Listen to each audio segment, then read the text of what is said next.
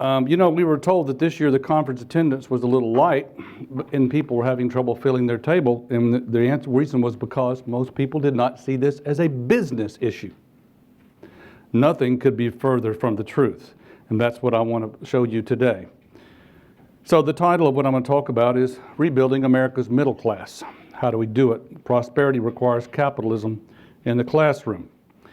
Simple outline, I'm going to show you that rebuilding America's middle class requires that the masses have substantially more knowledge capital than they do today, and that the solution to that, the oft-touted solution of the public school advocates, is not that we spend more money on education. That any true fix requires the total reform of the way that we educate the population, and it has to involve treating education just like a business, using the miracle of markets to build knowledge just like we build other products. The middle-class American dream. This, by the way, is Levittown, 1947, 17,477 homes built on plains of Pennsylvania for a middle class that had already emerged in America trying to live the American dream. America's first big middle class was born in the industrial age. And what you see in all these workers is that they're working with machine tools, capital, physical capital.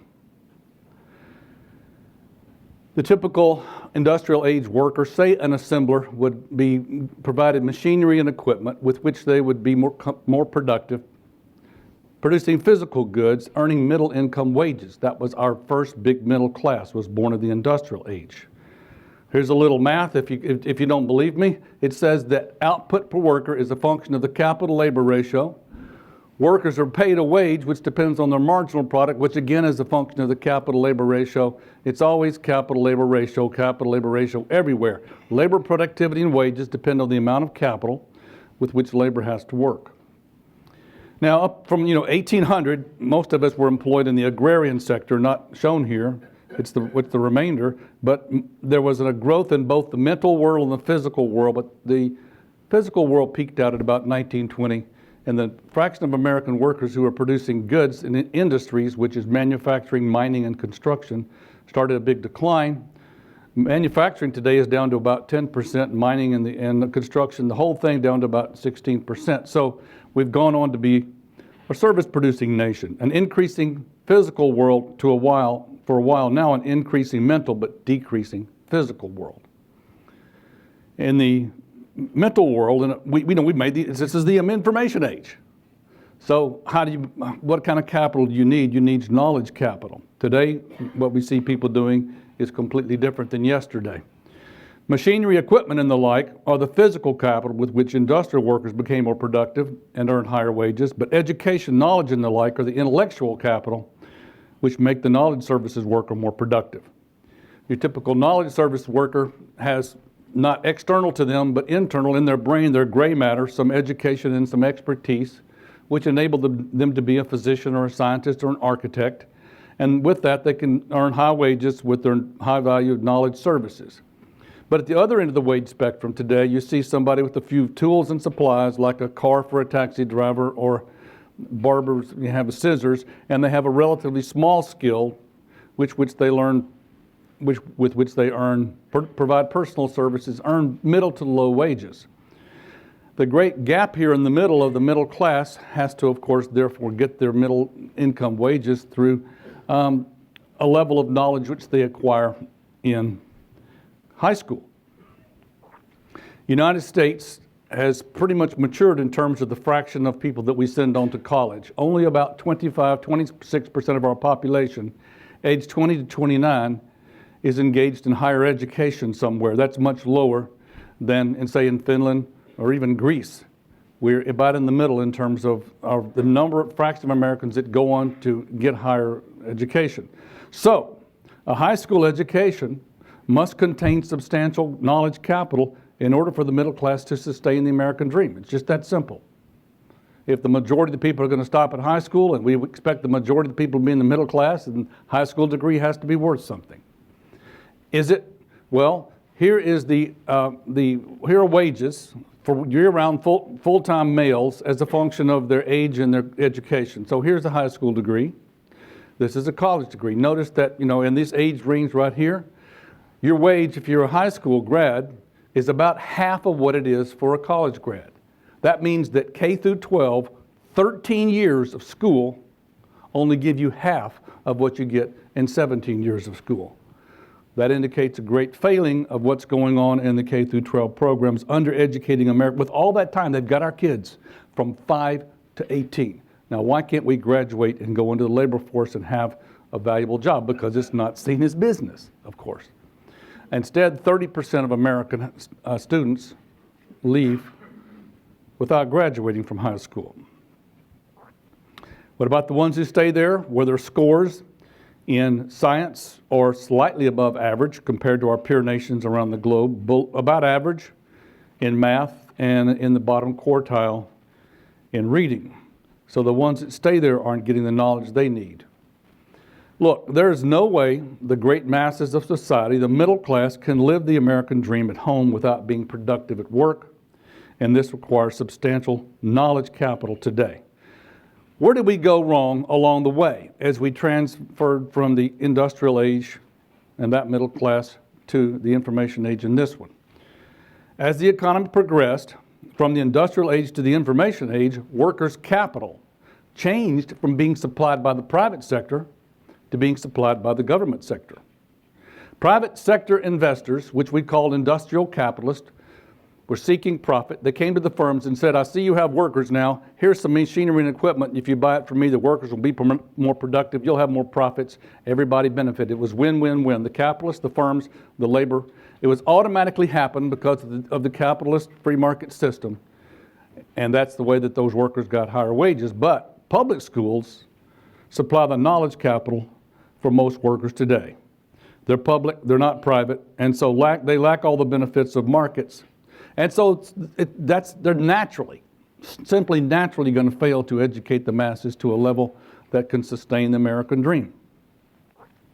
In other words, the responsibility for the great hollowing out of America's middle class lies squarely at the feet of our public schools.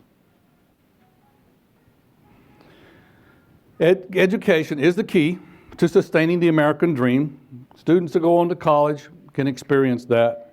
They can become doctors, lawyers on the bottom right here, professors, engineers, architects, scientists, and with that education earn middle and above wages, and we all know that. This is the life we live.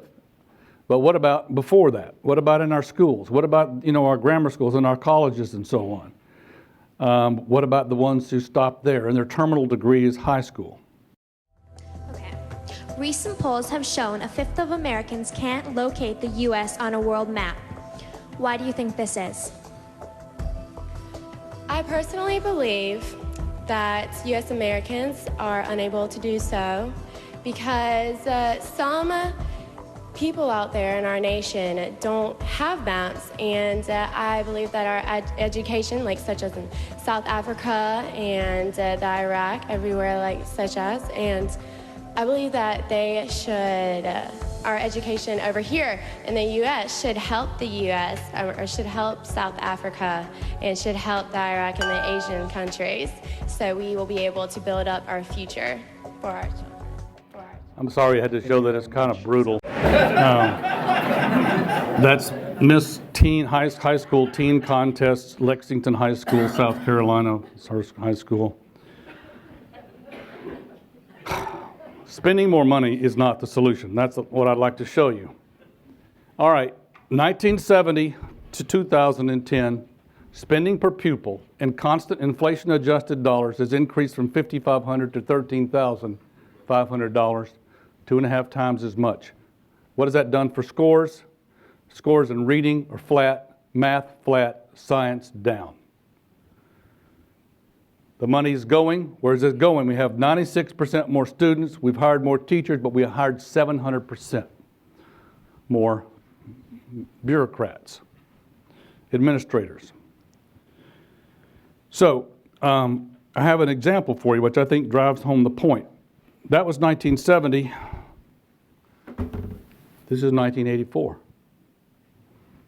My first cell phone. Big as a brick, no memory, $4,200. Now, this thing is produced in the crucible of competition. And it's gotten better and better. Today,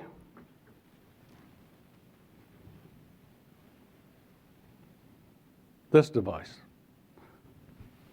500,000 applications, 2 cameras, a video camera and a still camera, any kind of device you want to hear, a calculator. I can change the temperature in my house down in the lake right now, if you'd like, and because of the apps. If you get this 3GS phone, it's 99 cents. $4,200 to 99 cents. And so over the same time period that education has gotten worse, this product has gotten immeasurably better. What's the difference? One is produced in the crucible of competition, this one, where the people who make it every day have to get up and make it better, or else they don't have a job tomorrow. And we see this race between RIM with the BlackBerry and Google, the Android and the iPhone, all trying to make a better phone, the crucible of competition. How do you get more money, public versus private sector? In the private sector, in a market-based system, those who provide a quality product at a good price gain customers and resources. Those who don't fail and they disappear. The economy's resources and production are thereby constantly reorganized to deliver ever higher quality at an ever lower price. But in the public sector, government doles out resources to those who need them. Need is determined on the basis of performance. If your school is underperforming relative to average, then you're tagged as needing more resources, and we shift the resources from the good schools to the bad ones. Resources are thus constantly reshuffled to ever lower quality at an ever higher price. It's destined to fail because it doesn't use competition, doesn't use all the benefits of markets. Now let's take a look at states to see if the data across states suggests whether schools that spend more have better scores. So I have right here scores, percentage of the questions that the students got right, which is drastically low across the country. Mississippi's the lowest scores, Massachusetts the highest. Spending per pupil, New York the most, Utah the least, Texas right there.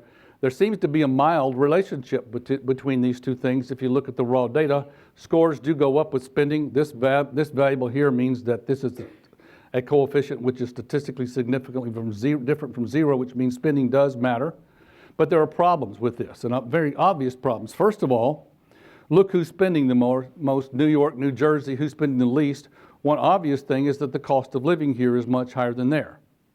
And so when these people spend their money, they're not buying, it's P in the P times Q spending, it's higher P, not more Q. They're not really buying more educational services, they're just paying higher price for everything, the pupil's the desk and the teacher's salary and everything. So we need to adjust for the cost of living. When we do, it makes some difference, not tremendous. It does for some states. Hawaii falls way down in terms of how much educational per pupil they're really spending. And some Texas, we're actually spending more per pupil because it's a relatively low cost of living state. So that's one adjustment we have to make. But the main adjustment we have to make is in terms of the scores. We have to fix the student scores. If you look at student scores across the nation, with the aggregation of all the students in all the states, it turns out that Massachusetts has the best students, Vermont, then North Dakota, and at the other end, Mississippi, California, and so on. But do you notice anything that's varying across these states? Where's Texas, 28th?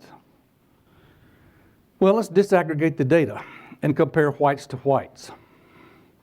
If you compare whites to whites, Texas has the fourth best schools in the country. If you compare blacks to blacks, this is Hispanics to Hispanics, our Hispanics ranked 9th in the country.